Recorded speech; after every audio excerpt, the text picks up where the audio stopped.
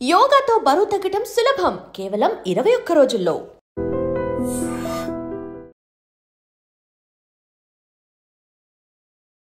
నమస్కారం, welcome to I dream. ధర్మ మార్గం విత్ విజిత కార్యక్రమానికి స్వాగతం.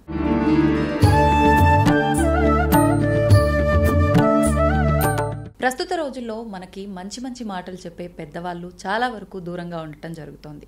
కొన్ని సందర్భాల్లో మనం దూరం చేసుకుంటున్నాము, కొన్ని సందర్భాల్లో నిజంగా చెప్పేవాళ్ళు ఉంటే బాగుండు అనుకున్నా కూడా లేకుండా ఉండే పరిస్థితులు చూస్తున్నాం. మరి అలాంటి పెద్దవారు మన ముందుంటే మరి వాళ్ళతో మాట్లాడి మంచి విషయాలు తెలుసుకునే ప్రయత్నం అయితే మనం చేస్తే బాగుంటుంది కదా. అందుకని చెప్పి ఈరోజు నేను చేస్తున్న ఈ చిన్న ప్రయత్నం, ప్రస్తుతం మనతో పాటు ఉన్నారు 109 బాబా అని మనం ఎంతో ముద్దుగా పిలుచుకునే బాబాజీ. ఇప్పుడు 109 కాదండి, 110 సంవత్సరాల్లోకి వచ్చేశారు. ఆయనే సంతు సదానందగిరి బాబాజీ. బాబాజీతో మాట్లాడి మరిన్ని మంచి మంచి విషయాలు మరొకసారి అడిగి తెలుసుకునే ప్రయత్నం అయితే చేద్దాం. నమస్కారం బాబాజీ. జై గురుదేవ్. ఎలా ఉన్నారు బాబాజీ? పరమాత్మునిపై మా పేరు లాగానే సదా ఆనందగిరి. అంతే బాబాజీ.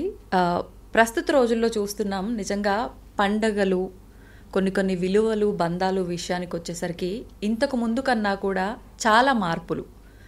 అంటే ఈ పండగల పేరుతోటే మన బంధాలు, బంధుత్వాలు కలిసి అందరూ ఒక దగ్గర జరుపుకోవటము, ఇవి కొనసాగించడం కోసమే ఏర్పడ్డాయేమో అనేది ఎక్కువగా మనకు కనిపిస్తూ ఉంటుంది, శాస్త్రాలు ఆచారాలు పక్కన పెడితే. కానీ ఇప్పుడు వస్తున్న విధానం చూస్తుంటే అలా లేదు. పండగలు వచ్చినా, ఏ విశేషం వచ్చినా కూడా మళ్ళీ అదే చిన్న కుటుంబం, అదే 3-4 ఉన్న కుటుంబమే కొనసాగిస్తున్నారు. నేనేమడుగుతున్నానో మీకు అర్థమైపోయే ఉంటుంది. ఇప్పుడు మనకు నవరాత్రులు ప్రారంభం అవబోతున్నాయి, శరన్నవరాత్రులు, ఆ తర్వాత విజయదశమి.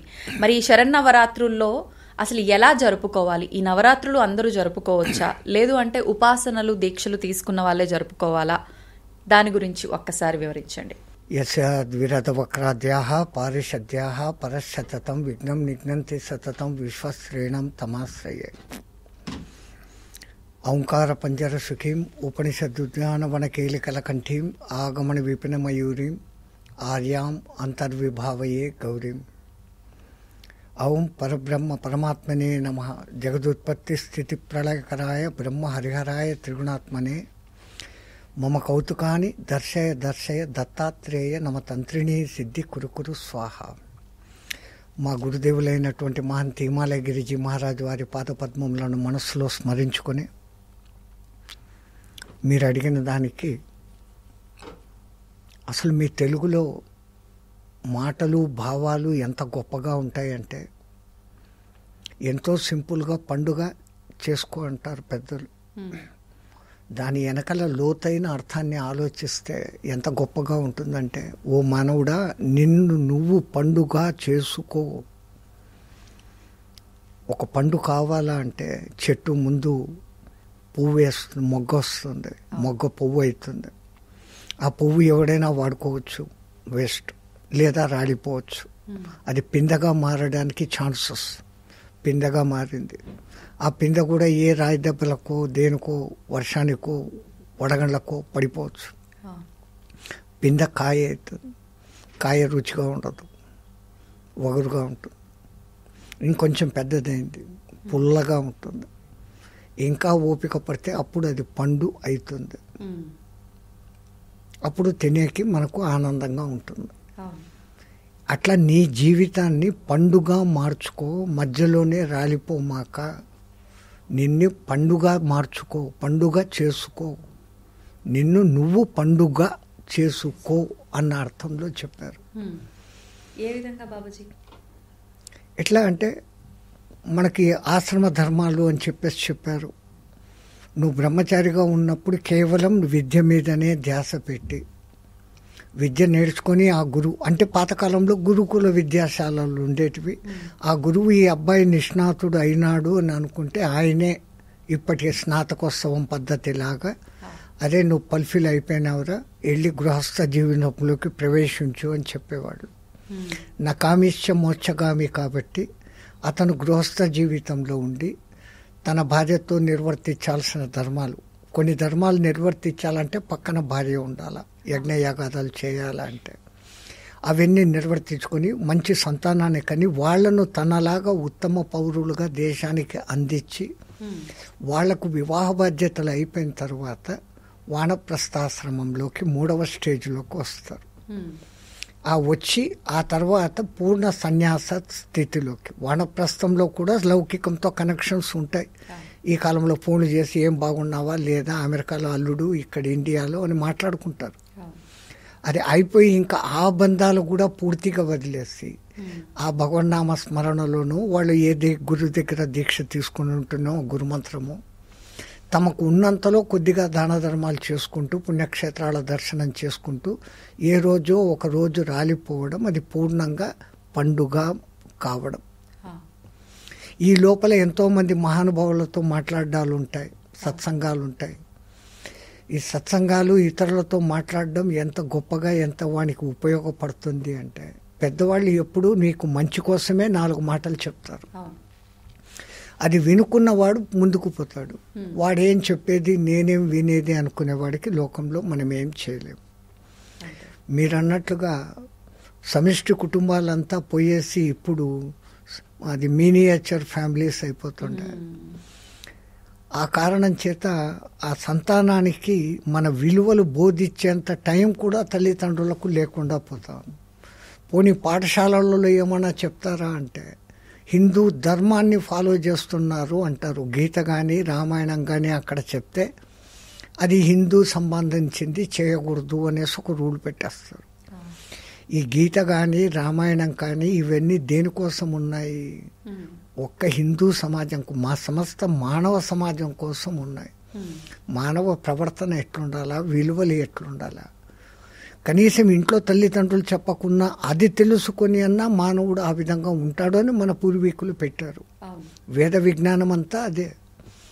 కానీ ఇప్పుడు ఆ వేదానికి మనం దూరమైనాము, ఏబిసిడీల ఇంగ్లీష్ చదువులలోకి వచ్చేసాము. రెండవది, ఈ ధన సంపాదన అనేది ఒక్కటి పెద్ద టార్గెట్ అయి కూర్చుంది. దేవుడు మనిషిని సృష్టించాడు, మనిషి ఈ డబ్బును సృష్టించాడు. ఇప్పుడు ఈ డబ్బు ఇటు మనిషిని అటు దేవుణ్ణి కూడా సృష్టిస్తాడు. 4 కలుస్తారు, ఒక 10 లక్షలు పెట్టి ఒక గుడి కట్టేస్తారు. 2 ఏళ్లలో ఉండి డబ్బు మంది వచ్చేసింది, ఇంకా ఆ పైన వచ్చిందంతా ఆదాయము అనుకునేటట్లు ఉన్నారు. దేవుణ్ణి నమ్ముకొని బతకడం తగ్గింది, దేవుణ్ణి అమ్ముకొని బతకడం ఎక్కువైంది. ఇక్కడ కనీసము ఇట్లా విచ్ఛిన్నం అయిపోతుందేమో సమిష్టి కుటుంబాలు, ఒకానొక సందర్భంలోన అందరూ కలుసుకుంటే బాగుంటుంది అని ఈ పండుగలను చాటుగా పెట్టి, పండుగకు మీరంతా రండి, కొత్త అల్లుడికి బట్టలు పెట్టాలా అదేమేమో అని మీ దాంట్లో అంటారు. అట్లన్నా చేస్తే వస్తారు మళ్ళీ కూతురు అల్లుడు ఇంటికి. ఎక్కడో ఉన్న కొడుకు, ఎక్కడో ఉన్న కోడలు, ఎక్కడో ఉన్న ఇంకో కొడుకు, ఆ రోజన్నా వచ్చి ఆ ఆనందంతో వాళ్ళ మనవళ్ళు అంతా ఆ రోజన్నా కనీసం 2-3 రోజులు ఇట్లా ఒక్కరోజు పండగలు కొన్ని ఉంటే, ఈ దసరా లాంటివి 10 రోజుల పండగలు. ఇవి బాగా జరగబడుతున్నప్పుడు కలకత్తా లాంటి ప్రాంతాల్లో మొదలైంది కాళీ ఉత్సవాలు. మొదటగా అద్భుతంగా చేసేవాళ్ళు కాశీ, అది కలకత్తా అంటారు. ఆ తర్వాత మైసూరు మహారాజా వారు ఒకసారి అక్కడికి పోయి చూసి, అక్కడదేనా మనం ఎందుకు చేయలేము అనేసి అంతే గొప్పగా మైసూర్లో మొదలుపెట్టారు. దసరా ఉత్సవాలు చూడాలంటే ఒకటి కలకత్తా అన్నా పోవాలా, లేదా మైసూర్ అన్నా పోవాలా అన్నట్లుగా ప్రసిద్ధం అయిపోయినాయి. ఇక్కడ కూడా ఏం జరుగుతుంది అంటే, అది కూడా కమర్షియల్, రికార్డ్ డాన్సులు పెట్టేయడాలు, ఆ రోజు ఎగరడాలు, గంతులు వేయడాలే ఉంది. కానీ అసలు దసరా తత్వము ఏమి అనేది జనాలకు తెలియనీయకుండా పోతా ఉంది. దసరా అంటే సరదా అన్నట్టుగా మార్చేశారు ఆ పదాన్ని. దసరా అంటే యాక్చువల్గా దశహర. రాముడు దశకంఠుణ్ణి చంపాడు అని అంటారు. బయటికి రాముడు దశకంఠుణ్ణి చంపాడు. మనలో కూడా 10 దుష్ట గుణాలు ఉన్నాయి, అది ఎప్పుడు ఉంటాయి. అవి పోగొట్టుకునే దానికి దసరా అంటే మనస్సుతో 4 రకాల పాపాలు చేస్తుంటాం. అసలు మీరు ఎప్పుడైనా గంగా స్నానానికి వెళ్తే అక్కడ పండా ఉంటాడు. అది చెప్తాడు, నేను మంత్రం చదివితేనే నీకు పుణ్యము, నువ్వు గంగలో మునిగితే ఏం వాడు డబ్బుల కోసం ప్రయోజనం లేదు అంటాడు. సరే, అయినా ఆవిడ చెప్పే మంత్రం చాలా బాగా చెప్తాడు. నమో గంగాయై విష్ణు పాదోద్భవాయై శివ జటాజూట సంప్రవృద్ధాయై దశహరాయే గంగాయే స్వాహ అని చెప్పి 3 మునకలు వేయరా అంటారు. అంటే మొదటి ఈ 3 మునకలు మనో వాక్ కాయములకు సంబంధించినవి. మనస్సు ద్వారా 4 రకాల పాపాలు. దశహరాయే అంటే 10 రకాల నా పాపాలు. మొదటి మునక వేసినప్పుడు మనస్సుతో చేస్తున్న పాపాలు, ఈర్ష్య, ద్వేషం, అసూయ, పగ. ఈ 4 మనస్సుతో. అవి కడిగే తల్లి, దాన్ని హరించు అని. రెండవది కాయము ద్వారా, శరీరం, హింస చేయడము, అబద్ధాలు ఆడడము, పరస్త్రీ పరపురుష గమనము. అది స్త్రీ పురుషుడు ఎవరైనా ఆపోజిట్ సెక్స్తో కలవడం, తన వాళ్ళు భార్యాభర్తలు కాని వాళ్ళతో కలవడం, ఇది దేహంతో చేసే పాపం. ఇంకా నోటితో చేసేది అబద్ధ సాక్ష్యాలు చెప్పడం, తన్ను తాను పొగుడుకోవడం, ఇతరులను విమర్శించడం. ఈ మొత్తం కలిపి 10 పాపాలు మానవుడు ఎప్పుడు ఏదో ఒక రూపంలో చేస్తూనే ఉంటాడు. వీటిని హరింపచేయి తల్లి అని ఆ గంగలో మునుగుతాం. అట్లా అదే రావణుని చంపడము అంటే, రాముడు రావణుని చంపడం అంటే సాంకేతికంగా రామనామస్మరణ ఎప్పుడైతే చేస్తూ ఉంటామో మనలోని ఈ దశ గుణాలను ఆ రాముడు ఆ దశకంఠుణ్ణి చంపినట్లు చంపుతాడు అని. దశముఖుడు అనలేదు ఆయన, దశకంఠుడు అన్నారు. అంటే ఇది మనలో నుంచి వచ్చే భావాలే కదా. ఈర్ష్య, ద్వేష, పగ, ప్రతీకారం, లేదా అబద్ధాలు ఆడడం, దొంగ సాక్ష్యాలు చెప్పడం, హింస చేయడం, ఇవన్నిటికీ ఎక్కడ ప్రతీకలు వస్తుండే? మన వాయిస్. ఎదుటివాడు అన్నాడు, వాడిని కొట్టాలి. వాడు అన్నాడా లేదా అని విచక్షణ చేసుకునేది లేదు. ఎవడో వచ్చి నాతో అన్నాడు, ఆయన అట్లా అన్నాడు అని వెంటనే వాడి మీదకి యుద్ధానికి వెళ్ళిపోవడం, విచక్షణ వాడుకోవడం లేదు. అంటే ఇక్కడ ఏది చేసినా ఈ శబ్దము, మాట అనే దాని నుంచే వస్తున్నాయి ఇవన్నీ. తో ఆ మాట మీద కంట్రోల్. పెద్దవాళ్ళు ఏ పండగ పెట్టినా వాటి వెనకల ఎంతో అర్థాలతో, ప్రతి పండగ ఆ పర్టికులర్ సీజన్లో వస్తుంది. ఆ సీజన్లో పండే పండ్లు, ఫలాలు ఆ ప్రతీకలుగా ఆ పండగలకు ఉంటాయి. ఇప్పుడు వినాయక చవితి, నవరాత్రులు మొన్ననే జరిగాయి. ఆ వినాయకుడిని చూసి మనం ఏం నేర్చుకోవాలి? ఏదో గణపతి పాప మోరియా అంటాము, అరిచేస్తాము, తీసుకొని పోయి మోదక ప్రియ అంటాము, పాటలు పాడతాము, ఎత్తి నీళ్ళలో కలిపేస్తాం. అది రంగురంగుల విగ్రహాలు చేసేసి పర్యావరణానికి హాని చేస్తాం. అది కాదు వాళ్ళు పెట్టిన ఉద్దేశం. నువ్వు అసలు గణపతిని చూసి గణపతిలాగా నువ్వు ఉండేకి ట్రై చేయరా అని వాళ్ళు పెట్టారు సాంకేతికంగా. గణపతి ఎలా ఉంటాడు? నోరు కనపడదు, ఇంత పొడుగు తొండం, ఏకదంతంతో ఉంటాడు, ఇంత చాటంత చెవులు, ఇంత పెద్ద బాణ కడుపు, అంతటి తేజోమూర్తి అయిన తెల్లటి ఆ మహానుభావుడికి నల్లటి ఇంత చిన్న ఎలక వాహనం. ఏమర్థమైంది మనకు? అంటే ఇతరులు చెప్పింది ఎక్కువ విను, శ్రద్ధగా మాట్లాడకు, మాటలు తక్కువ మాట్లాడు. నువ్వు తక్కువ మాట్లాడినప్పుడే ఎక్కువ వినగలుగుతావు. నువ్వు మాట్లాడుతావు అంటే ఎదుటివాడు ఏం చెప్తున్నాడో చాయిస్ ఇవ్వకపోతే. కాబట్టి హియర్ మోర్, జాదా సునో కమ్ బాత్ కరో, ఆ మాట. రెండవది ఏకసంధ్యాగ్రాహ్యంగా ఉండు. ఒక్కదాంతో రెండో దాంతో డౌట్ లేకుండా ఏకతొండంతోనే ఉంటాడు. అంటే రెండోది థింకింగ్ లేకుండా కాన్సన్ట్రేషన్గా నువ్వు ఏకసంధ్యాగ్రాహ్యగా మారు అనే సూచన. అంటే 2-3 రకాల ఆలోచన ధోరణి లేకుండా ఒకే రకంగా ఒకటి అనుకోగానే రెండవది వస్తుంది మనకు ఆలోచన. ఆ చెప్పేది వినేటప్పుడు సరిగ్గా వింటే రెండో ఆలోచన రాదు, అర్థమైపోతుంది విషయం. ఈ అర్థం కానప్పుడు అట్లనా ఇట్లనా అన్న మాట వస్తుంది. ద్వైతం ఉండకూడదు, అద్వైతంగా ఉండాలా అని చెప్పేదానికి ఈ తొండం సూచిక. అట్లాగనే ఇంత పెద్ద బాణ కడుపు. ఒకడొక మాట మనతో అంటాడు ఇంకోని గురించి, వెంటనే ఆడికిపోయి వాడికి చెప్పామంటే వాడికి ఈడికి మధ్య జగడం. సరే వాడు అన్నాడు, ఆడదాకా ఆ వార్త ఆయనకే పోనీలే, నా ద్వారా ఎందుకు, నేను పెట్టుకుంటా, నా కడుపులో పెట్టుకుంటా అనుకుంటే అయిపోయింది.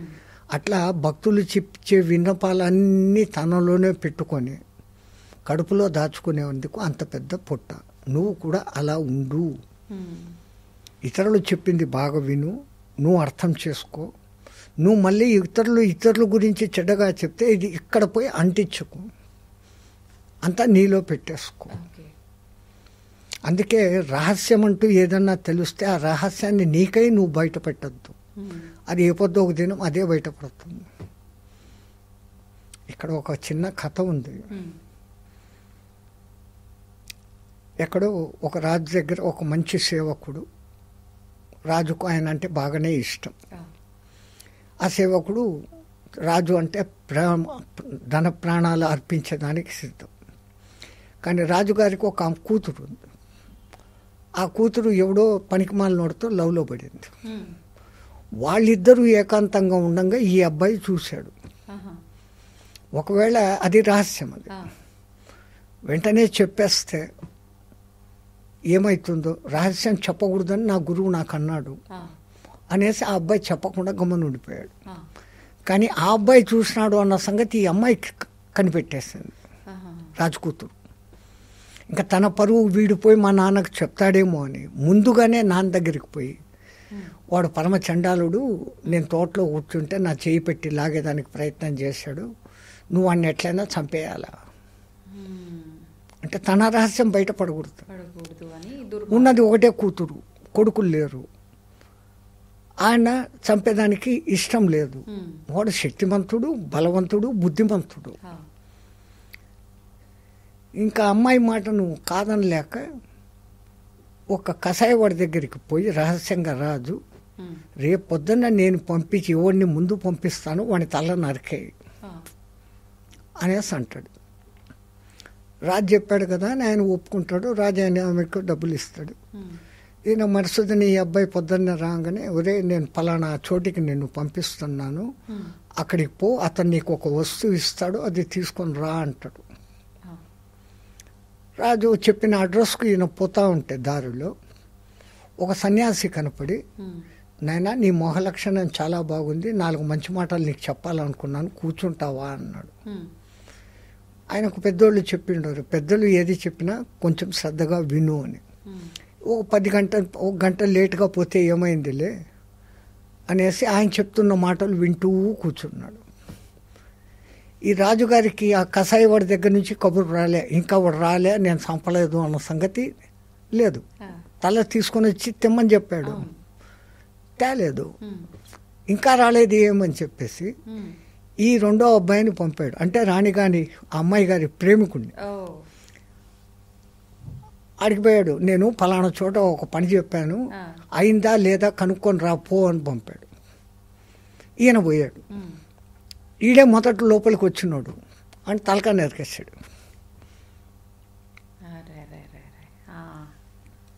ఆ నరికేసి ఆ తలకాయ మూట కట్టి పక్కన పెట్టుకున్నాడు.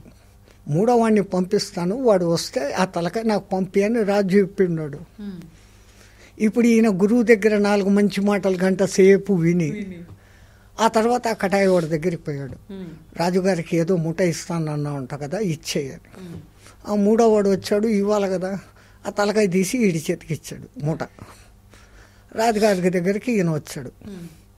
రాజు వీడిని చూసి ఆశ్చర్యపోయాడు, వీడి చేతిలో మూట ఉంది ఏమి, వీడి కదా, వీడి తలకాయ ఉండాలి, ఉండాల్సింది వీడే వచ్చాడేమి, ఏం చేయాలా? అంత లోపల అమ్మాయి కూడా వచ్చింది. నాన్న నువ్వు ఏం చేసినావు?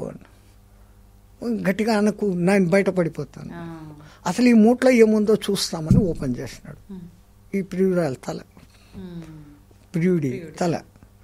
ఇంకా నా జీవితం ఎందుకు నాన్న, నేను పాపం చేసినాను, వీని కోసం అని చెప్పి అబద్ధమాడి వీణి సంపమంటే నేను చేసిన పాపానికి నాకే పరిష్కారం అయింది, నేను చచ్చిపోతూ ఉన్నానని ఆమె ఆత్మహత్య చేసుకున్నాను. రాజ్యంకి ఇప్పుడు రాణి వారసులు లేరు. రాజు ఇంకా తప్పనిసరి బలిగా ఇంత మంచోడు నువ్వే రాజు కా అని చెప్పి వాడినే రాజుని చేస్తున్నాను. రహస్యంగా పెట్టుకున్న దానికి ఈ ఫలితం జరిగింది. ఇది నేను చెప్పిన కథ కాదు. ఒక మహాతల్లి ఒక టీవీ ఇంటర్వ్యూలోనూ ఎక్కడనో ఈ అద్భుతమైన పెద్ద కథ ఒకటి చెప్పింది. ఆ కథలో ఒక చిన్న భాగం, రహస్యాన్ని రహస్యంగా పెట్టుకో. అట్లా రహస్యం అనేది తెలిసిపోయినాక మన మూలంగా తెలిస్తే అది ఎంతవరకు ప్రమాదం, దాని మూలంగా ఎవరైనా ఇబ్బంది పడతారా, సత్యం బ్రూయాత్ ప్రియం బ్రూయాత్ నబ్రూయాత్ సత్యం అప్రియం అంటారు. సత్యమునే పలుకు, అసత్యం పలకకు. ఇతరులకు కష్టం కలిగించేంటి సత్యాన్ని పలకకుండా గమ్మని ఉండు అంటారు. అంటే ఇతరులను ఇబ్బంది పెట్టేది అది సత్యమైనా చెప్పకు, అది అధర్మం అవదా బాబాజీ? అవదు. దానికి కూడా తప్పించుకునే మార్గం ఉంది. ఎలా? ఇప్పుడు హరిశ్చంద్రుని తండ్రి సత్యవ్రతుడు అని ఆయన పేరుకు తగినట్లు నిజంగా సత్యవ్రతుడు. రాజ్యం చేశాడు. రాజ్యం అయిపోయి హరిశ్చంద్రుడు పెరిగి పెద్ద అయినాక ఆయనకు పట్టాభిషేకం చేసేసి, ఆ కాలంలో ప్రతి రాజు అడవులకు వెళ్ళిపోయేవాళ్ళు. ఆయన వెళ్ళి ఆయన పాటలో ఆయన తపస్సు చేసుకుంటా ఉన్నాడు. అక్కడ చుట్టుపక్కల అందరికీ తెలిసిపోయింది సత్యవ్రతుడు ఆయన. అబద్ధాలు ఎప్పుడు చెప్పడం ఆయన నోట్లో రాదు. ఆయన తపస్సు చేసుకుంటా అంటే ఒకసారి ఒక కడుపుతో ఉన్న పంది పరిగెత్తుకుంటూ వచ్చి ఆయన ఎదురుగానే పొదల్లో దాక్కున్నది. ఈయన దాన్ని చూశాడు. ఇంకా లేచిపోయి సంధ్యావందనం చేసుకుంటాము అనుకున్నట్టే పరుగున ఒక వేటగాడు వచ్చాడు బాణాలు పట్టుకొని. ఈయన చూశాడు, ఈయన నిజం చెప్పే మనిషి. అందరికీ తెలుసు అక్కడ సత్యవ్రతుడు అంటే పేరే సత్యవ్రతుడు, సత్యాన్నే వ్రతంగా పెట్టుకున్నాడు. అయ్యా 3 రోజుల నుంచి నా భార్య బిడ్డలు నేను ఆకలితో సస్తాండం. దొరక్క ఈరోజు ఒక పని దొరికింది. బాణం వేసేంత లోపల తప్పించుకుపోయింది. ఇటువైపే వచ్చింది. మీరు చూశారా అన్నాడు. కళ్ళకి ఎదురుగా పొదల్లో కనపడుతుంది పంది. ఈయన మరి సత్యవ్రతుడు. అదుగునైనా నేను చూశాను, పంది అక్కడ ఉంది అని చెప్పాల. చెప్తే ఆ జీవిని దీనంగా చూస్తుంది. అది కడుపుతో ఉంది, అది చచ్చిపోద్ది. ఇప్పుడు చెప్పకపోతే తన సత్య సంధత అనేదే నాశనం అయిపోతుంది.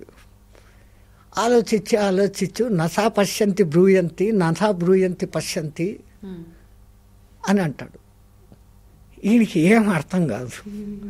అంటే చూసే కళ్ళు మాట్లాడలేవురా, మాట్లాడే నోరు చూడలేదురా, ఈ రెండిటి అనుసంధానకర్త ఎక్కడో ఉన్నాడురా అంటాడు. అంటే ఇవన్నీ కలిగి ఉన్న వీడు ధ్యానంలో ఉన్నాడు. అప్పటికి చూసిన కళ్ళు చెప్పవు, చెప్పాల్సిన నోరు చూడలేదు. తప్పించుకున్నాడు. ఆడు తలగొక్కున్నాడు. పోయి ఈయన అడిగినాను, ఏమో చెప్తాన్నాడు, నాకేం అర్థం కాలేదు, జై శ్రీరామ్ నేను పోతాను, ఇంకో జంతువుని వేటాడుకుంటాను ఆయన వెళ్ళిపోయాడు. అదే మీ తెలుగులో ఇంకా సులభంగా ఇతరులను ఒప్పించక తాను అవ్వక ఎప్పటికయ్యేది ప్రస్తుతం అప్పటికయ్యేది చేయుచు తప్పించుకు తిరుగువాడు ధన్యుడు సుమతి అని అంటారు. పెద్దవాళ్ళు ఒకే మాట, ఏకం సత్ విప్రా బౌధా వదంతే, ఉన్న ఆ ఒక్క సత్యాన్ని అనేక మంది అనేక రూపాల్లో మనకు చెప్తూనే ఉన్నారు తల్లి. మనం ఏ ఒక్క మాట పట్టుకున్నా ఆ సత్యం వెంబడతా పోవచ్చు. ఆయన అంత పెద్ద కథగా అదే చెప్పాడు.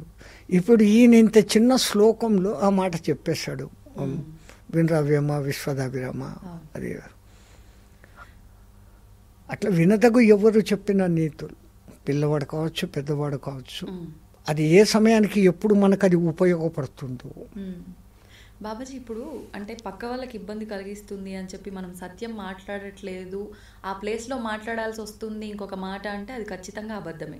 ఇందాక మీరు కథలో చెప్పినంత తెలివిగా చాకచక్యంగా మాట్లాడే అంత గొప్ప వాళ్ళమైతే ప్రస్తుత రోజుల్లో అట్లా కాదు. పూర్తి అధర్మం జరుగుతుంది అన్నప్పుడు ప్రాణం పోయినా పర్వాలేదు, అక్కడ నిజం చెప్పేయడమే. సత్యం కోసం ధర్మం కోసం ఈ ప్రాణం ఏదో ఒక దినం పోవాల్సిందే. అంత మాత్రం చేత బాగా తెలిసి అక్కడ ఇప్పుడు ఇంకా అధర్మం జరగబోతోంది, అధర్మం గెలిచబోతోంది, సత్యం సమాధి అయిపోతుంది, ధర్మం నాశనం అవుతుంది అన్నప్పుడు ఉన్నది ఉన్న విషయం డైరెక్ట్గా చెప్పేయడమే. తర్వాత పరిణామాలు ఏమన్నా జరగని. ఎప్పుడైతే ఆ విధంగా ఒక్కడు నిలబడి చెప్తాడో రెండో వాడికి ధైర్యం వస్తుంది. అందరికీ లోపల ఉంది చెప్పాలని, ముందు చెప్పేవాడు లేడు. ఆ భయంతో ఉన్నాము ఇప్పుడు మనం. ఎవడో ఒకడు తెగాయించాలి. ఆ తెగాయించి ఒక్కడు చెప్పి లేచాడు అంటే వెంటనే ఇంకో 10 మంది లేస్తారు. ఆటోమేటిక్గా అక్కడ ధర్మం రక్షించబడుతుంది. ఇప్పుడు బాబాజీ ఇందాక మీరు మాట్లాడినప్పుడు ఈ రహస్యం కథ చెప్పినప్పుడు నాకు ఒకటి అనిపించింది. అంటే పక్కన వాడు ఏమైపోయినా పర్వాలేదు, నాకు ఏదైనా తెలిసింది, అది నేను ఇంకొకటికి చెప్తే వాడు ఇబ్బందుల్లో పడతాడు అని తెలిసినప్పటికీ చెప్పేస్తున్నాము. ఏ రకంగా అయినా సరే మన స్వార్థాన్ని మాత్రమే మనం చూసుకుంటున్నాం. అది చెప్పకుండా మనం ఉండలేము, చెప్పేస్తాము అంతే. తర్వాత ఏదైనా ఏం పర్వాలేదు. ఈ స్వార్థం అనేది చాలా ఎక్కువ అయిపోయింది. దాని పేరే అర్థం. అర్థం అనే మాటకు ఎన్ని అర్థాలు ఉన్నాయి తల్లి మీ తెలుగులో. అర్థమైందా లేదా అంటాం, అర్థమే అయింది అంటాం, సగమే. అర్థము అంటే డబ్బు, స్వ అర్థం ఎంతసేపు డబ్బు డబ్బు డబ్బు, అది ఆఖరికి గబ్బు గబ్బు గబ్బు, ఇంకా పోయి పోయి జబ్బు జబ్బు జబ్బు. అంతే. తో మనిషికి పరమాత్ముడు ఇంత విచక్షణ ఇచ్చాడు. ఈ ఏ పొద్దో ఒక దినం ఏదో ఒక కారణంతో ఎంత నువ్వు భద్రంగా పెట్టుకున్నా ఈ చిలక ఏ రోజో ఒక దినం ఎగిరిపోయేదే.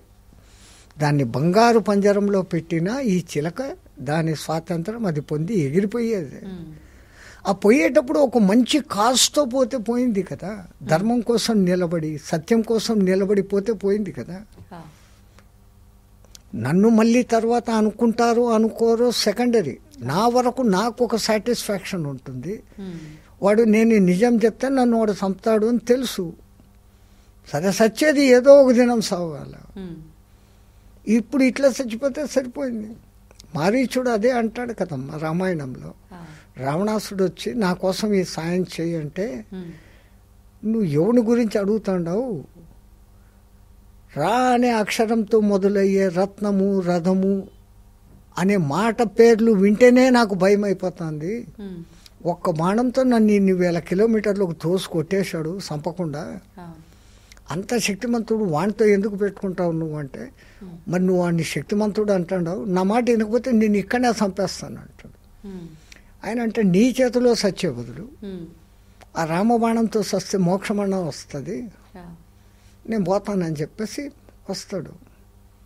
తెలుసు తనకి ఇంకా ఎట్లా చచ్చిపోతానని చెప్పేసి తెలిసి ఇప్పుడు తను మోక్షం పొందాడే కానీ ఇంకోటి కాలే.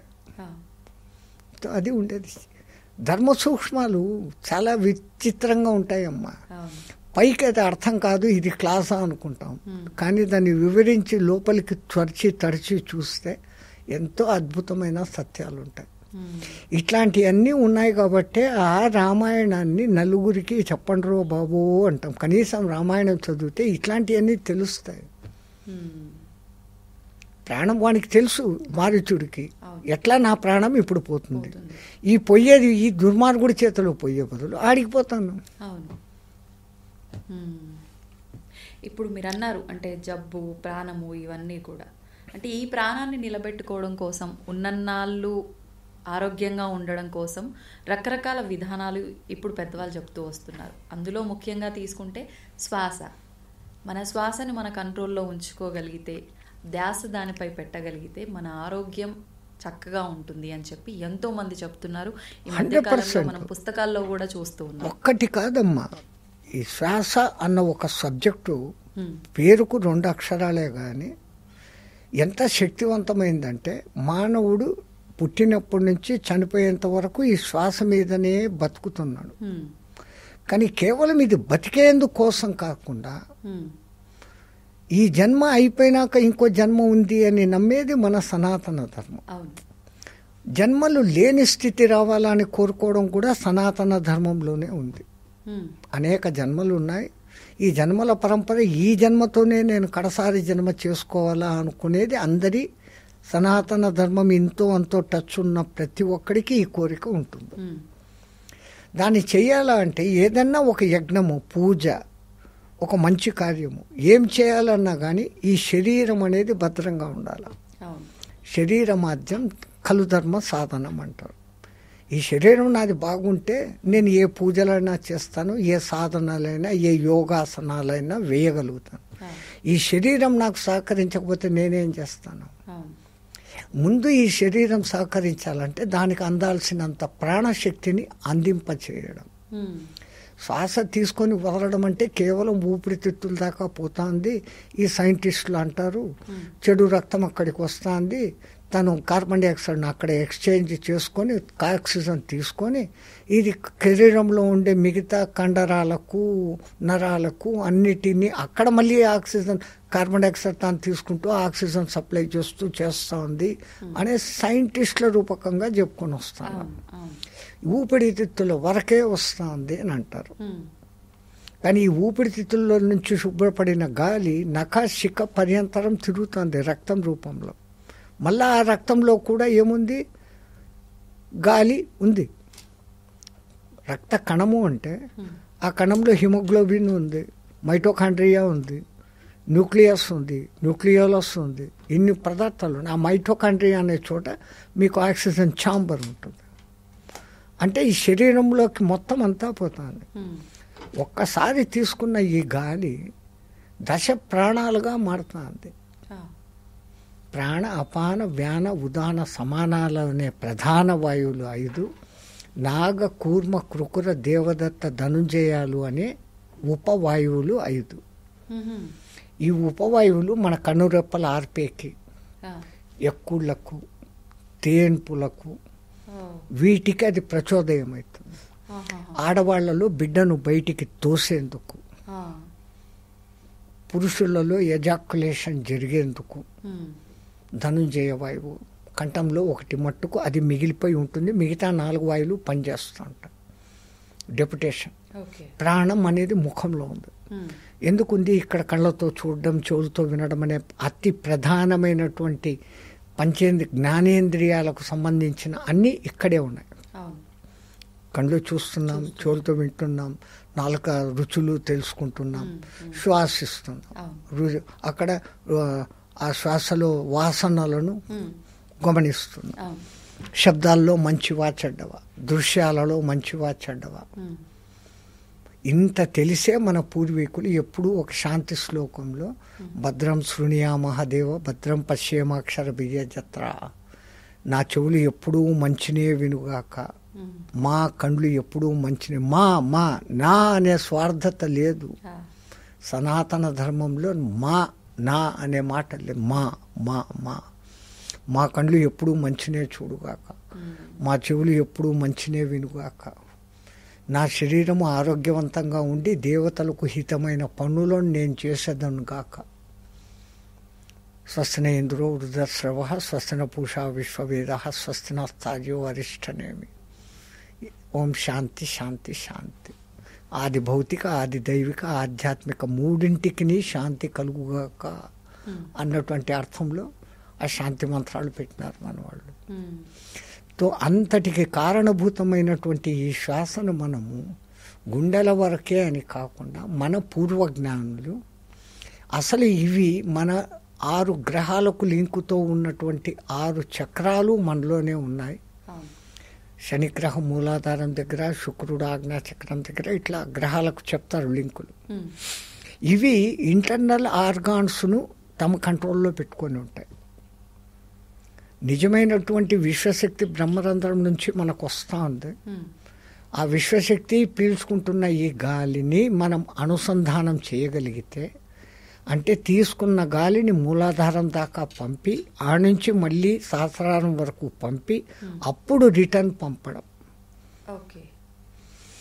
దీనిలో గమనించాల్సింది ఏంటంటే దహన క్రియ. ఎట్లయితే యజ్ఞం చేస్తున్నామో ఆ యజ్ఞం చేసేటప్పుడు సమిధలు వేస్తున్నాం, దహనం అవుతుంది. ఇప్పుడు ఈ పీల్చుకున్న గాలి కణం లోపలికి పోయినప్పుడు అక్కడ ఆ కణంలో ఉన్నటువంటి గ్లూకోజ్ను బర్న్ చేస్తాను. అది శక్తిగాను నీళ్లుగాను మారుతాను.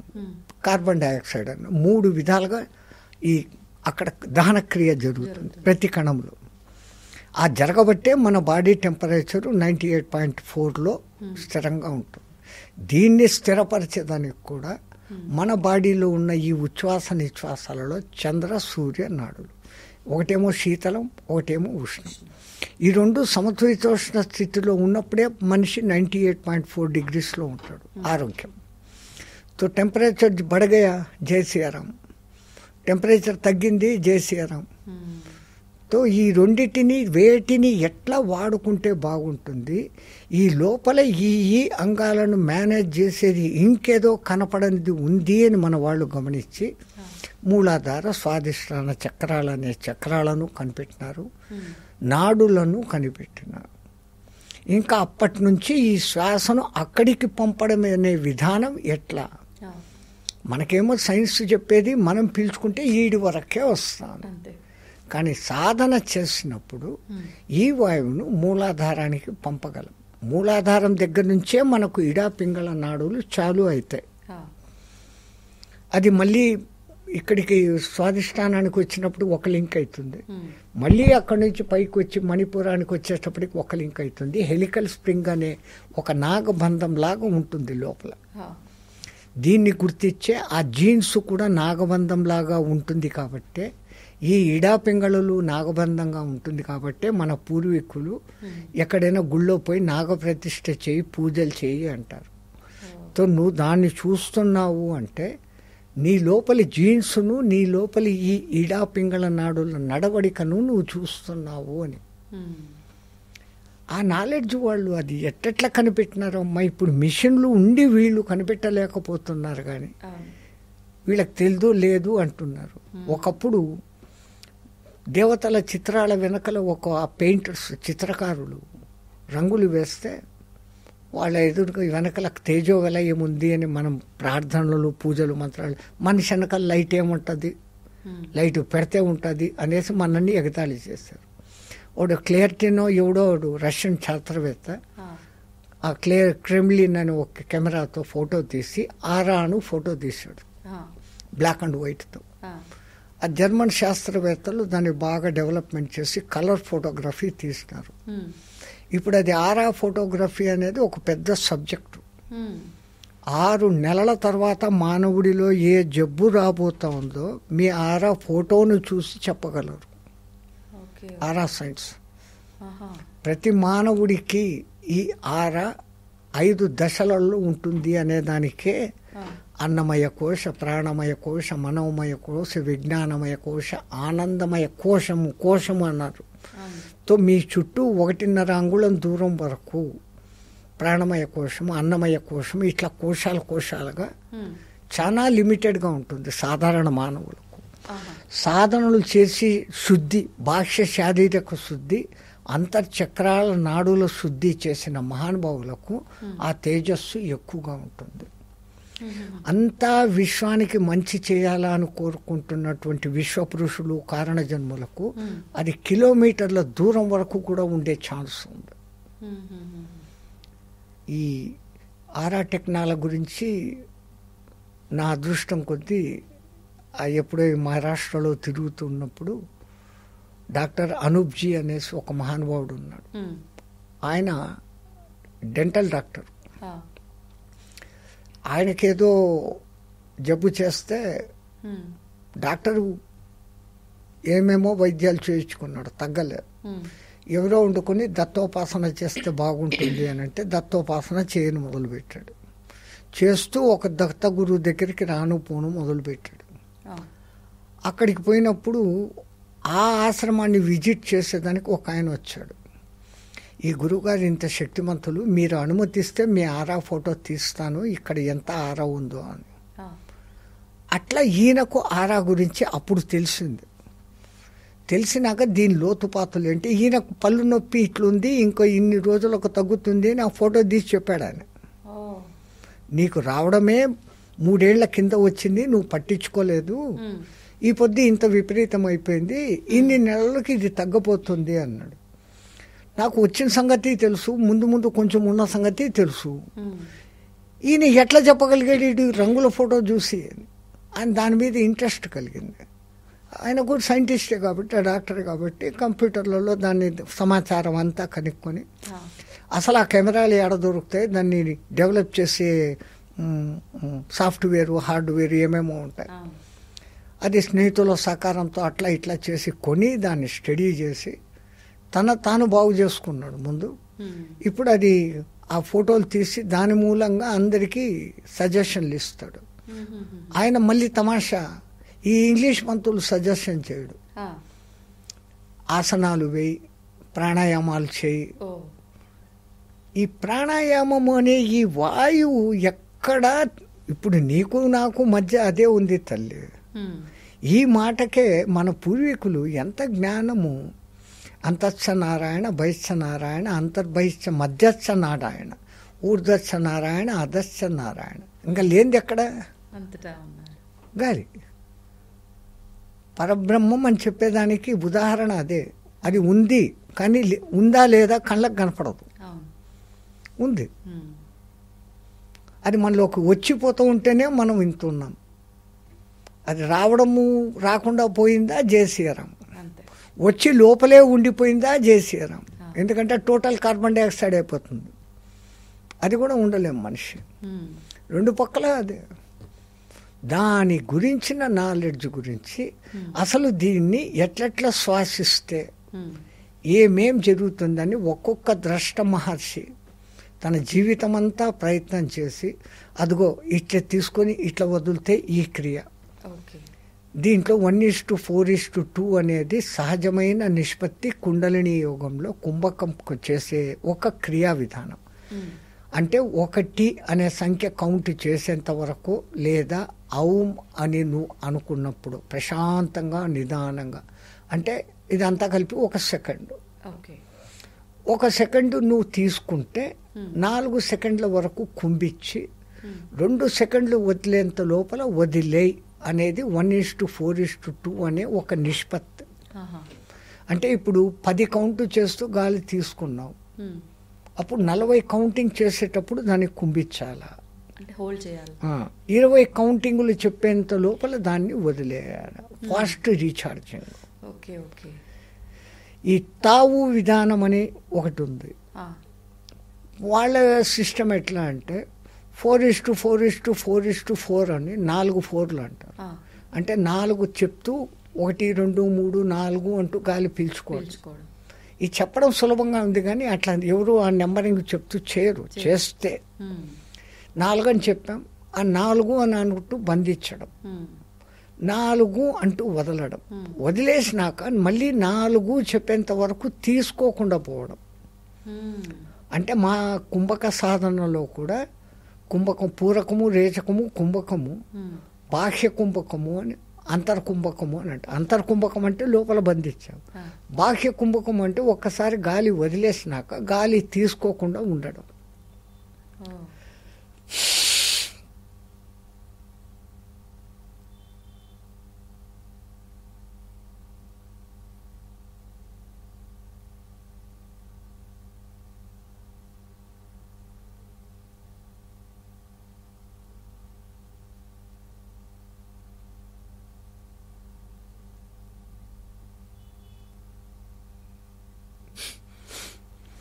ట్రై చేయకండి కొంపదీసి గాలి లేకుండా ఉండడం అంటే.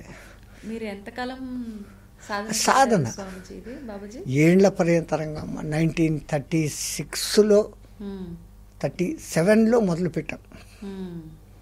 క్రమంగా చేసుకుంటూ 1945లో మా గురువు గారు నా ముఖ లక్షణాలు చూసి వీడు సూటబుల్ అని అనుకున్నప్పుడు అప్పుడు దీక్ష ఇచ్చారు. ఏదో కుండలిని సాధన, ఆ సాధన, ఈ సాధన 3 రోజుల్లో అవుతుంది, 4 రోజుల్లో ఉత్తమాట, ఏండ్లు పడుతుంది. గురువు మిమ్మల్ని చూసి అంటే ఎంచుకున్నారు చేయగలరు. మరి ఒక దిక్కు వేద పఠనము, ఇంటి గురుసేవ ఇవన్నీ చూస్తూ ఈ కుండలిని సాధనకు 7-8 గంటల లెక్కన రోజు పెడుతూ ఉంటే 7 ఏళ్లకు ఆ కుండలిని చలనం అనేది కదిలింది. 7 సంవత్సరాలకి మామూలుగా కాదు, 7-7.5 కూడా అయిండొచ్చు. కానీ ఈ ఆత్రపు జనాలు అంటే వాళ్ళని ఆత్రపు జనాలు అంటే కోపగించుకుంటారు, బాధపడతారు. అదే ఈ పొద్దు ఇతనం నాటేయాలా, రేపు పొద్దునే మామిడి పండు తినేయాలా అంటారు. అది ఎట్లయితుంది? దేనికైనా ఒక ప్రాసెస్ ఉంటుంది. Slow and steady win the race. If you jump you may fall, chances తక్కువ. కొంతమంది అంటున్నారు మేము షార్ట్ కట్స్ చెప్తామని. Short cuts will cut short your life. Short cuts ఎంత బాగుంటాయంటే కార్పెట్ పరిచి పూలు చల్లుతూ ఆహ్వానించినట్లు ఉంటాయి. ఆ తర్వాత లోయే, పతనమే. మంచి మార్గము కఠినంగా ఉంటుంది, దారే ఉండదు, రాళ్ళు రప్పలు కంపలు ఉంటాయి. కష్టపడిపోయినామా ఆ తర్వాత రాజమార్గం. ఇంకా ఎటువంటి సాధనలు చేశారు బాబాజీ మీరు కుండలి వీటితో పాటు? మేము నేర్చుకున్నది ఒక్క కుండలినే నేర్చుకొని నాదే గొప్పది అని చెప్పకుండా అదే చెప్పినప్పుడే మనిషి పతనం అవుతాడు. నాదే సబ్జెక్ట్ గ్రేట్, నా కుండలిని అంటే. మరి వాళ్ళలో ఏముందో చూస్తాం. హఠయోగం ట్రై చేసాం, క్రియాయోగం, ఖేచరి ముద్ర, అది ఒక మహారాజ్ దగ్గర చేసాం. ఇప్పుడు నేను చెప్పిన ఈ టావో విధానం, ఆ తర్వాత ఎక్సెల్సియర్ అని చెప్పేసి ఈ టిబెటియన్స్ చేస్తారు. ఇవన్నీ కూడా శ్వాసకు సంబంధించినటివే. కాకపోతే ఈ రేషియోస్ రిథిమ్స్ మారుతాయి. 4:7:8 అంటాడు ఒకడు. 4 కౌంటింగ్ చెప్పి 7 కౌంటింగ్ వరకు బంధించి 8 కౌంటింగ్ చెప్పేంత వరకు వదులు అని. ఈడు మళ్ళీ బాహ్య కుంభకం చెప్పడంలే ఒక దీంట్లో. అదే చేసి సాధించిన వాళ్ళు ఉన్నారు కాబట్టి వాళ్ళకి అది గ్రేట్. ఆయన శిష్యులు అదే చేసుకొని పోతారు. వాళ్ళు ఏమంటారు, ఇదే ఒకే మెథడ్, ఇంకోటి కాదు అంటారు. ఇంకొక ఆయన చెప్తాడు, ఇప్పుడు నేను చెప్పిన దాంట్లో 3-4 విధానాలు వచ్చినాయి. హఠయోగ క్రియ వేరే, క్రియాయోగ క్రియ ఇంకా అసలు వేరే. వాళ్ళు అసలు బయటి ప్రాణంతో సంబంధమే లేదు. నువ్వు గనక సాధన చేసినావు అంటే లోపలే గాలి పీల్చుకుంటావు, బయటి గాలితో నీకు అవసరమే లేదు, నీ లోపలనే గాలి ఉంది, పంచ ప్రాణాలు నీలో ఉంది కదా అంటారు. అంటే ఈ పంచ ప్రాణాలను నడిపే ఒక శక్తి. ఇప్పుడు రైలు ఇంజన్ నడుస్తుంది పాతకాలంది అంటే దాంట్లో బొగ్గులు అనేది వేయాలి. అది మండి ఆ చుట్టూ ఉన్న స్టీమ్ పైపులు మండి వేడెక్కి ఆ స్టీమ్ ఆడపోయి ఆ పిస్టన్స్ లోకి పోయినాక అది మూమెంట్ వస్తుంది, నీకు నడుస్తుంది. దానికి అసలైన మూల కారణం బొగ్గు. అది లేకపోతే రైలు ఇంజిన్ మీ నీళ్లు పెట్టుకుని ఏం చేసినా పనిచేయదు. మామూలుగా వేడి చేస్తే అది వేడెక్కదు, ఎంత లోపల దాని సిస్టమ్ ఉంది. అట్లా ఈ ఇంజన్ పనిచేయాలంటే కూడా ఆ బర్నింగ్ క్రియ జరగాల, దహన క్రియ అంటాం. అదే ఈ వాయువును తీసుకొని ఈ వాయువు అనే బొగ్గు లోపలికి పోయి మండి మళ్ళీ కార్బన్ డైఆక్సైడ్గా బయటకు వస్తుంది. అందుకే దాంట్లో కార్బన్ డైఆక్సైడ్, HO2, 2HO ఇవన్నీ బయటకు ఆ ఒక్క కణంలో జరుగుతున్న క్రియేషన్. సైంటిఫికల్గా మీరు చూస్తే ఇవే జరుగుతున్నాయి. ఆక్సిజన్ తీసుకుంటున్నాయి, వెంటనే దీన్ని రిలీజ్ చేస్తున్నాయి. ఆ గ్లూకోజ్ను బర్న్ చేస్తుంది ఇది ఆక్సిజన్ పోయినాక మీకు అది కార్బన్ డైఆక్సైడ్ గాను HO2 వాటర్ పర్సంటేజ్ గాను మారుతుంది. అది ఒక కణం శక్తి కొన్ని రోజులు, ఒక కణం శక్తి 3 రోజులు, ఒక కణం శక్తి 3 నెలలు. ఆ డిఫరెంట్ వేరియేషన్ను బట్టి ఆ కణాల శక్తి దానికి ఎంతెంత ఆక్సిజన్ చేరాలి, ఎక్కడ చేరాలి. దీన్ని దృష్టిలో పెట్టుకొని మన పూర్వీకులు ఆ గాలిని ఇక్కడికి పంపుతున్నాను అనే భావనా శక్తితో ఆ ఏరియాకు పంపడం. ఏ సాధన అయినా దీని వెనకల డిపెండెన్సీ ముందు భావన. రెండవది ఈ భావన ప్రకారం ఉత్త భావన పెట్టుకుంటే కాదు, బై ఫోర్స్ అక్కడికి పంపగలగాలి. దానికి ఆయా విధానాలలో ఆయా టెక్నిక్స్ ఉన్నాయి. అది ఏదో ఒక దినం వాడు చెప్పేశాడు అని పక్కకు వచ్చి చేయను మొదలు పెడితే డేంజర్ అయిపోతుంది. గురు సమూహంలోనే కనీసం అంటే 41 days ఆ సిస్టము రిథిము కనుక్కున్నప్పుడు అప్పుడు పక్కన పోయి ఎక్కువ ప్రాక్టీస్ చేసుకోవచ్చు. మళ్ళీ దాంట్లో నిష్ణాతత వచ్చేదానికి ఏళ్ళు పడుతుంది. 2 days 3 daysలో ఏ బెనిఫిట్ ఎక్కడా కనపడదు. మనమంతా ఏంటి 2 రోజులు చేసేస్తాం, ఇట్ట పట్టాం, వాడేమో అట్ట అన్నాడు, నేను ఇట్ట పట్టాను కాలేదే. 2 రోజులకే ఏమవుతుంది? నువ్వు నెలలుగా ఇంత బురద పూసుకొని ఉండవు. అట్లా నీళ్లు పోసి కడిగేసుకోవాలా నేను అంటే అవుతుందా? షవర్లో 3 రోజులు కూర్చుంటే తప్ప నీ మురికి పోనంత ఉంది. అది పోవాలంటే మరి అంత ప్రాసెస్ చేసుకుంటూ వచ్చినప్పుడే అది జరుగుతుంది. ఇప్పుడు ఒకప్పటి కాలంలో ఈ ధ్యానము ఇదంతా కూడా విధానం కొన్ని నెలల పాటు, సంవత్సరాల పాటు కూడా అలా ఉండేవాళ్ళు అని చెప్పి, అంటే ఈ శ్వాస పైన ఈ ఫోకస్ చేసి ఈ విధానంలో ఉన్న వాళ్ళకి ఇంకా ఆహారంతో పని ఉండదా బాబుజీ? వాయు భక్షణ అనే విధానం అదే. మరి దాని పేరే వాయు భక్షణ. గాలినే ఆహారంగా మార్చుకోవడం.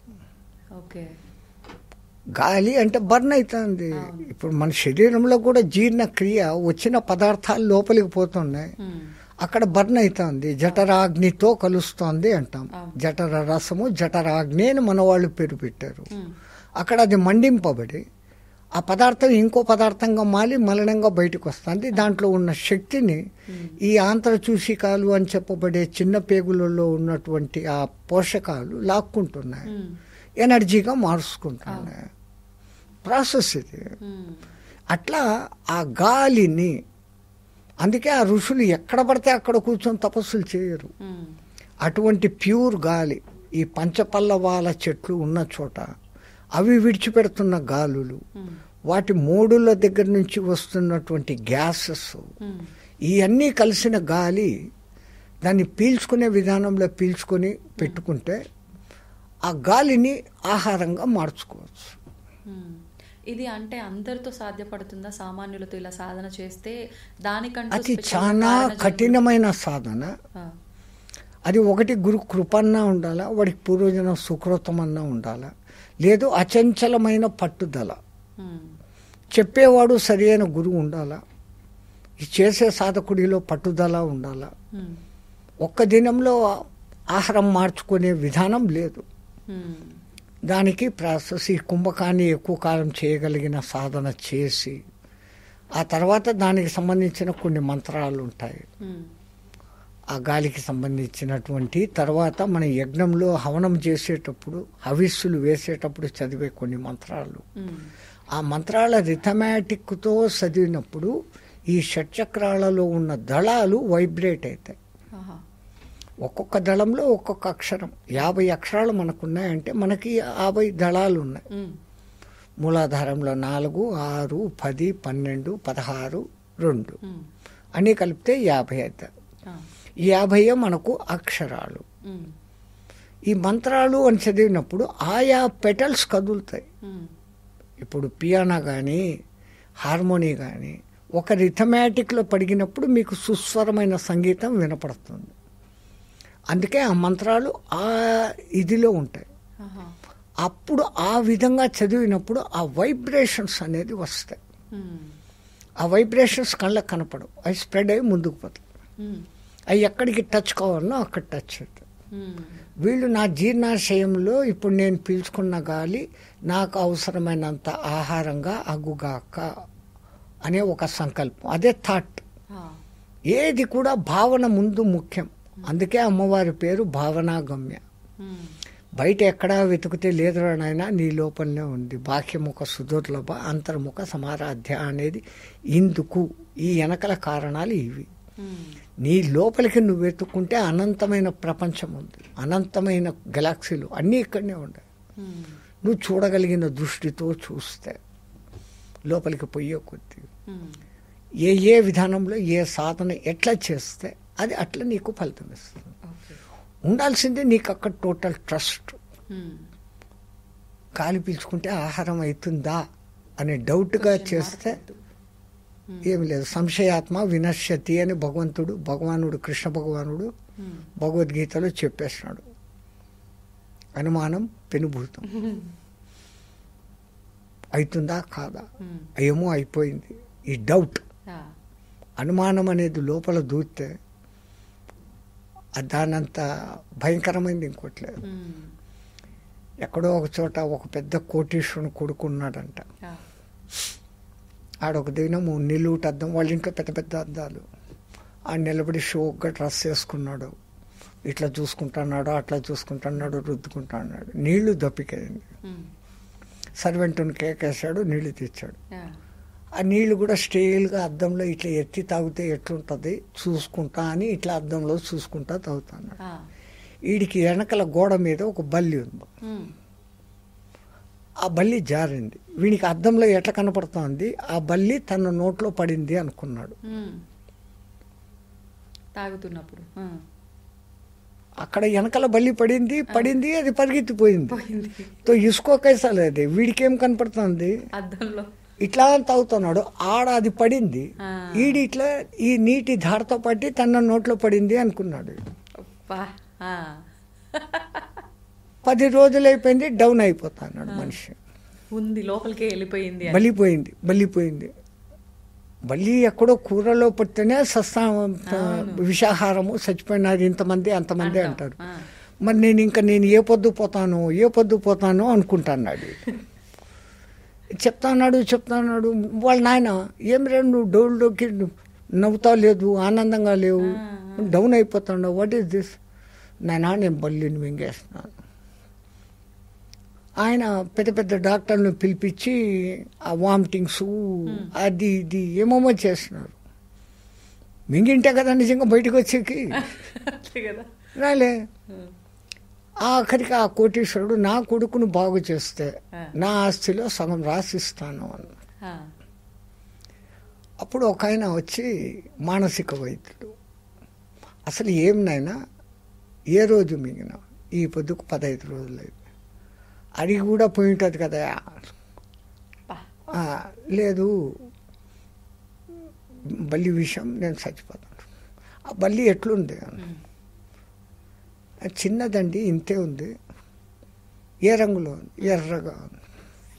అని తోక పొడుగ్గా ఉందా పొట్టిగా ఉంది? తోక లేదండి, తోక తెగిపోయింది. తోక మళ్ళీ పెరుగుతుంది బల్లికి. తెగిపోయిన తోక బల్లి అది.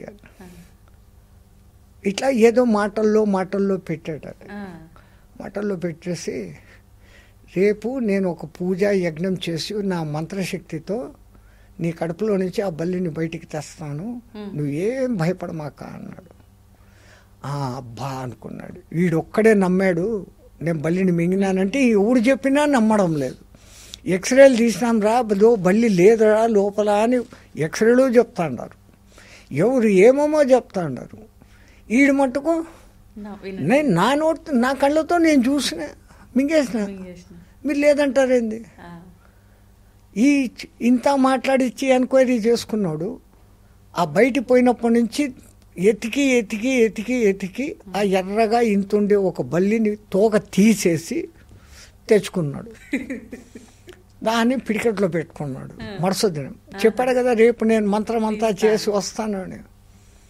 ఏదో వామిటింగ్ అయ్యే ఒక మెడిసిన్ వానికి తాగిపించాడు. ఆడు వాంతి చేయంగానే ఈ బల్లిని దాంట్లో పడేసాడు. చూసావా, బల్లిని తీసేసాడు. నువ్వయ్యా గురువు అంటే చూడు, వీళ్ళు ఎవ్వరూ నమ్మలే. హ్యాపీ. ఇప్పుడు వానికి బల్లి పోయింది అన్నాక జీవం వచ్చింది, అంతే, అనుమానం పోయింది. తో సంశయాత్మ వినశ్యతే.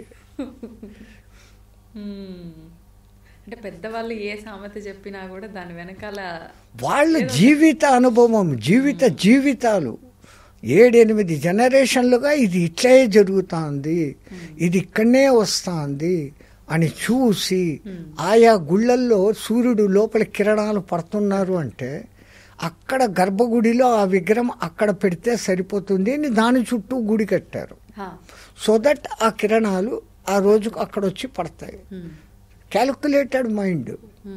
ఈ గ్రహణాలు ఎప్పుడు వస్తున్నాయి అనేది వాళ్ళు మరి ఎట్లా చెప్పారు? ఏ టెలిస్కోప్లు చూడకుండా దానికి ఒక కథ అల్లి చెప్పారు. రాహుకేతువులు అనేసి అమృతపానం చేస్తుంటే నరికారు, అందుకని వాళ్ళు వచ్చి పడతారు. ఇది కథగా చెప్పారు. అసలు ఏంటి బాబాజీ వాస్తవం? కానీ ఈ ఛాయ సూర్యుడికి చంద్రుడికి మధ్యలో భూమి అడ్డం వచ్చినప్పుడు అది పౌర్ణమి రోజు మాత్రమే మీకు చంద్రగ్రహణం వస్తుంది. అట్లాగనే భూమికి సూర్యుడికి మధ్య చంద్రుడు వచ్చినప్పుడు సూర్యగ్రహణం వస్తుంది. అది సైంటిఫికల్. దీన్ని వాళ్ళు కనిపెట్టి ఒక కథగా రాహుకేతువులు అనే ఒక కథగా, రాహు పట్టాడు కేతువు పట్టాడు అనేసి ఒక కథగా పెట్టి ఆ రోజుల్లో ఈ పని చేయండి ఈ పని చేయకూడదని జాగ్రత్తలు చెప్పి చేశారు. ఎందుకంటే చంద్రుడి నుంచి మనకు కొన్ని వేవ్స్ వస్తున్నాయి. ఆటుపోట్లు, సముద్రపు ఆటుపోట్లు కారణం చంద్రుడే.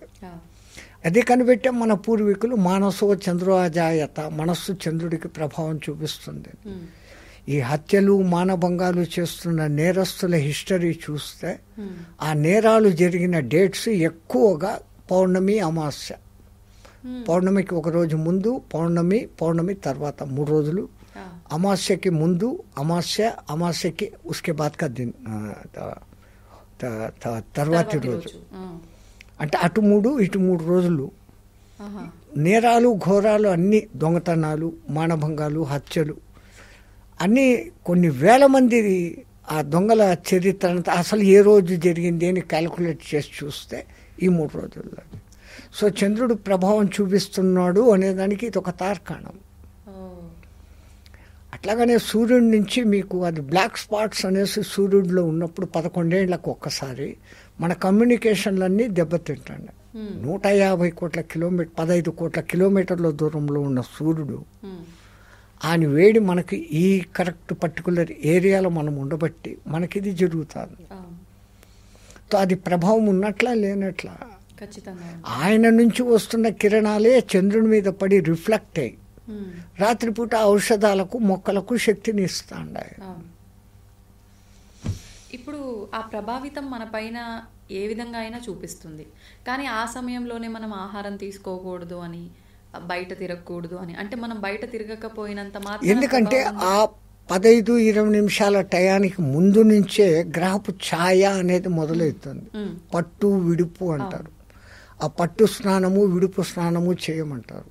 అది ఏంతో నైటే సామాన్యంగా గ్రహణాలు నైటే వస్తాయి, చంద్రగ్రహణాలు. సూర్యగ్రహణాలు పొగలే వస్తాయి. ఆ పట్టినప్పుడు శరీరం స్నానం చేస్తే యాక్టివ్గా ఉంటాం, నిద్ర పట్టదు. ఆ 3-4 గంటలు నిద్రపోకుండా ఆ తర్వాత విడుపు స్నానము అంటారు. అది చేసినాక మళ్ళీ నిద్ర పట్టదు, తెల్లారిపోతుంది. ఒక్క రాత్రన్నా నువ్వు జాగరణ చేసావు. అప్పుడు పెద్దవాళ్ళు ఏం చెప్తారు, ఆ శ్లోకం చదువు, ఈ మంత్రం చదువు అని ఏదో ఒకటి చెప్తారు. అది చేసుకుంటూ ఉంటాం. ప్యూరిఫికేషన్ అనేది జరుగుతుంది. మన భావనలు మేలుకొని ఉన్నా కానీ, మేలుకొని ఉంటే మనిషి బుద్ధి ఏంటి, ఏదో ఒకటి ఆలోచన చేస్తుంటాడు. Whether it is negative or positive, something అవసరము అనవసరము ఏదో ఒకటి చేస్తుంటాడు. వానికి ఈ పని ఈ భయం పెట్టి నువ్వు అప్పుడు ఈ మంత్రమే చదువు అంటే his concentration is only on that mantra. వాడు he will not get other thoughts. అట్లన్నా వాడిని ఒక్క దినం ఈవిల్ నుంచి రాత్రి మేలుకోబెట్టి పెడతాం. ఎప్పుడూ నిద్రపోవడమే కాదు, ఎప్పుడూ భోంచేయడమే కాదు, అప్పుడప్పుడు ఉపవాసాలు ఉండడము, అప్పుడప్పుడు జాగారం ఉండడము శరీరానికి మంచిది అని వాళ్ళు కనిపెట్టి, మీరు ఈ శివరాత్రులు అది వస్తాయి కదా, మాస శివరాత్రి, ప్రతి నెల ఒక్కరోజు మేలుకో. ఏకాదశిలు 2 వస్తాయి, 2 రోజులు ఉపవాసం ఉండు. నిజంగా వీటిని పాలించినవాడు ఎంత ఆరోగ్యంగా ఉంటాడు. ఏకాదశి అంతా తినకుండా మరుసదినం 12 గంటలకు అంటే 36 అవర్స్.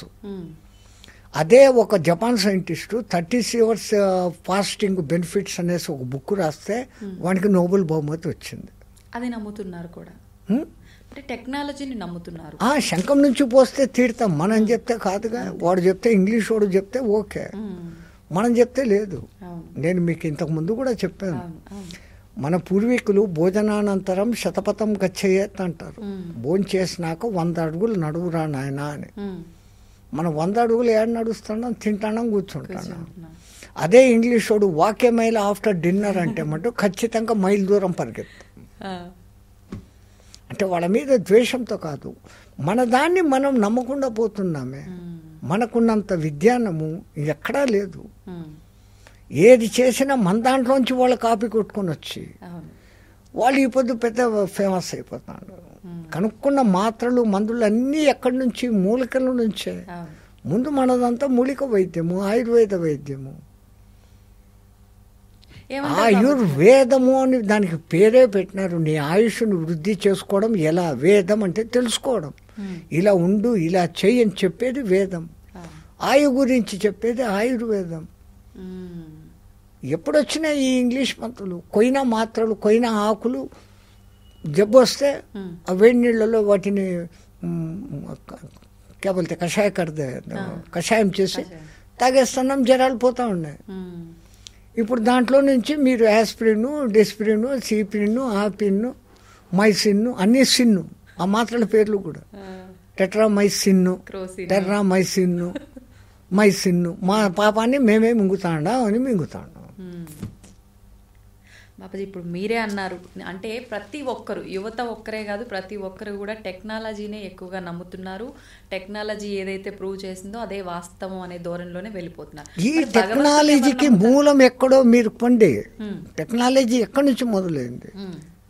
అంత లోతుగా మేము ఆలోచించట్లేదు. ఇప్పుడు విమానం ఎగురుతుంది, పక్షిని చూశాడు, ఏమో కట్టుకున్నాడు, ఎగిరాడు, నా చేత కాదురా అనుకున్నాడు, దానికి ఒక యంత్రాన్ని సాధించాడు. అంటే మనిషిలో మళ్ళీ ఈ పట్టుదల ఉంది, అది మన జీన్స్లోనే ఉంది. కనుక్కున్నాడు, అది కనిపెట్టాడు. వేగంగా పోయేదానికి ఎడ్ల బండి కారణంలో ఏదేదో బండ్లు వచ్చాయి, స్టీమ్ ఇంజన్లు వచ్చాయి, ఒకటి కనిపెడితే దాన్ని ఇంకా హయ్యర్గా లెవెల్కు డెవలప్ చేస్తారు. ఆ ఒక్క ప్లేన్ కనిపెట్టిన దగ్గర నుంచి ఇప్పటికి రాకెట్ల వరకు తయారైనాయి. కానీ మానవుడి వికాసానికే వాడు కనిపెడుతున్న ప్రతి ఒక్కటి వినాశనానికి పనికి వస్తాడు. అలెగ్జాండర్ నోబెల్ అనేవాడు వాళ్ళ నాన్న ఇద్దరు రాతి గనులలో పనిచేసేవాళ్ళు.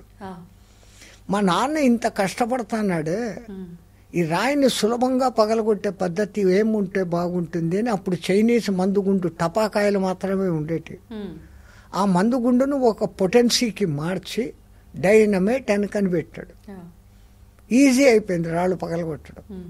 ఆ ఒక్క డైనమైట్ నుంచి ఇప్పుడు ఆటం బాంబు దాకా తయారైపోయి ఒక్కటి వేస్తే 1000 మంది చచ్చిపోయే స్థితికి అవుతుంది. మంచి కోసం ఏది కనిపెడుతున్నాడో అదంతా వినాశం దిక్కుపోతుంది. దాంట్లో వికాసము ఉంది, వినాశనము ఉంది.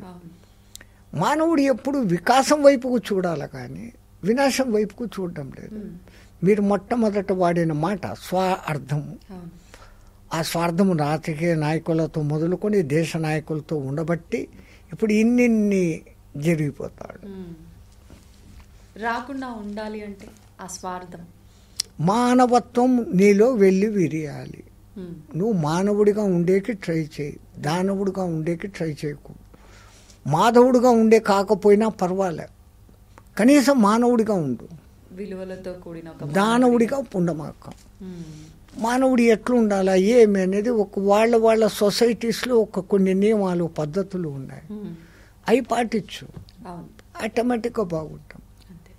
నేను ఒక్కనే బాగుకాదు, అందరూ బాగుంటే ఆటోమేటిక్గా నేను బాగుంటానని ఎప్పుడు మానవుడు తెలుసుకుంటాడో సమస్యలు ఉండవు.